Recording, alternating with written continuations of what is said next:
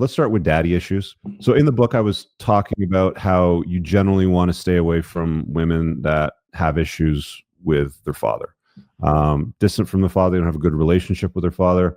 Um, I've said this before on social media, like one of the big problems I think we have today in relationship dynamics, especially with women, Moff, is that um, there's not a lot of good guidance coming from dads to their sons and daughters. I mean, we're talking about daughters more specifically in this show, obviously, because, we're guys, we're dating women.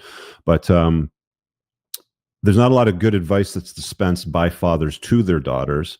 And in circumstances where there might be good advice that's dispensed to their daughters, the obedience doesn't always follow, right? It's like, why should I listen to this man? Like, why should I listen to my father? My friends say this, social media says this sort of thing. So so it's tough from a whole bunch of angles. Like, you're really losing from a whole bunch of angles, because something like 43% of households are single parent households, which basically means single mothers.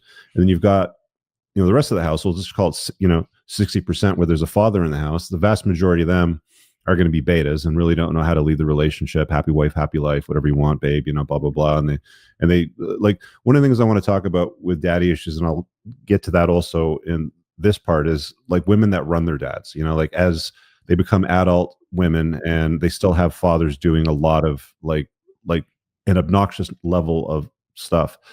So back to the 60% of dads that are probably in the household, most of them are probably betas, plugged in betas. And then you've got the other ones that might be dispensing good advice, maybe not setting boundaries, maybe she's not obedient to the advice. Like, it's a real problem, right? Like, I haven't met a lot of women in my lifetime anyway, and I'd love to hear from you and, the guys watching as well, but I've met a lot of women that have a really good relationship with their dad. If you were to ask them a question like, who would you go to for advice? They would say, definitely my father. They listened to his guidance. They did what he said. Because, I mean, nobody's got a greater interest in their daughter's development than fathers and older brothers, right? They may not like the guidance given to them as women. They might think, oh, it's controlling or it's too much. But at the end of the day, I think a woman's father and older brothers probably have what's in their best interest at heart, even though they may not like it sometimes. So that's where you run into like the obedience issue, sort of thing. What's your experience been with daddy issues? Yeah, I mean, this is what brought me to your content in the first place, man. I mean, I told the story on Fresh and Fit. Oh, yeah, that's right. But this was the ex that red pilled me. She had told me from early on. Now, I bought into this stuff. Like, I didn't ever challenge or question her. And I was even thinking about that. Well, not recently, but back when we had this, we did the show down in Miami, and she had always told me that her dad had legally disowned her when she was 13, which I don't even know if you can do that. I don't know if there's anything on the books that said you can just give up your parental rights. But, she never had anything good to say about him. She always said that he was a POS, or he was abusive, or he was this, or he was that. And I remember very clearly, she had told me, you're never allowed to ask me about it, and you're never allowed to have an opinion that's different than mine. You're never allowed to challenge me on this. Like, you just need to shut up and let me talk. When I'm paraphrasing, but you just need to just take what I say when it comes to this man and my father and blah, blah, blah. And, as somebody who grew up with a good relationship with his dad, I know how important it was to have that, and not to the extent that I do now. But every time I mentioned something like, maybe you should actually answer his birthday text this year, I was taking his side, or whatever it might have been. And so the reason I went looking for answers in the first place is because it's like, well, I don't know what to do. I need to know how to navigate these waters. And the video that popped up was 3 women to avoid dating. And the number one was daddy issues.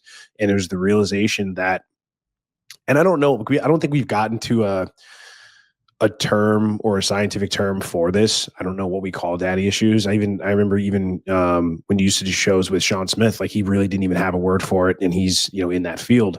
But in any case, it was really eye-opening, because it's like, wow, no wonder a girl like this doesn't respect a guy that's trying to do the right thing, trying to be a leader. And I'm not saying that I did well in that relationship. I was beaten down, banitization by 1,000 concessions, that whole thing. She ran the household. I took care of the dog, whatever. Made a billion mistakes, right? Who doesn't? But that was the big thing that brought me to this. And so, and then even since, I cannot remember a specific time where I have met a woman that I was dating or going out with, or had a woman that we had as a guest on Ladies Night who was well adjusted and didn't have a relationship with her father, or vice versa.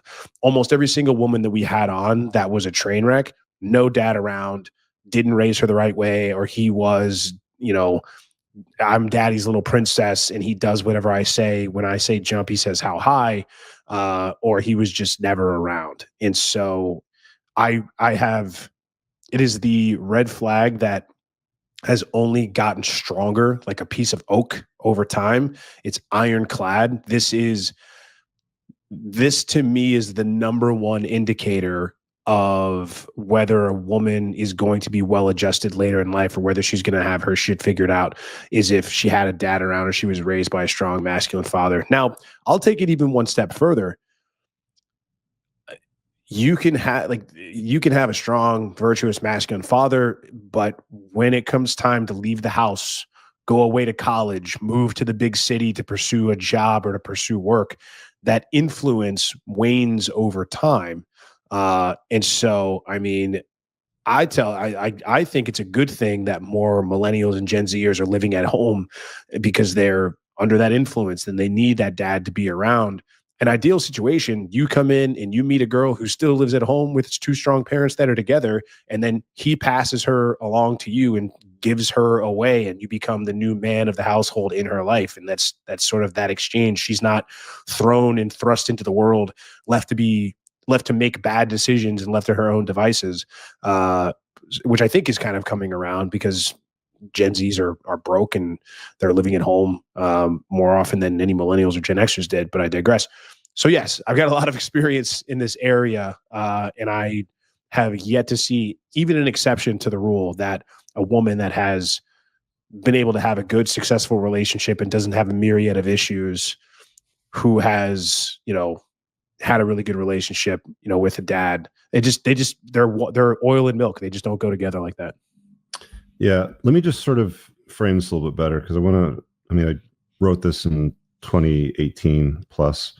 Let me just read the clip on daddy issues. It's page 51 on the second edition. All right. So if she doesn't have a friendly relationship with her father, or has an acrimonious relationship with him growing up, then she's likely to have a variety of daddy issues, whether her mother pushed her dad out of her life, or he was absent, or perhaps he was disinterested in being a father and instead acted as a piece of furniture in the house. Either way, any woman that didn't have a solid relationship with a strong, masculine, virtuous father in her life will not value a masculine, virtuous alpha male.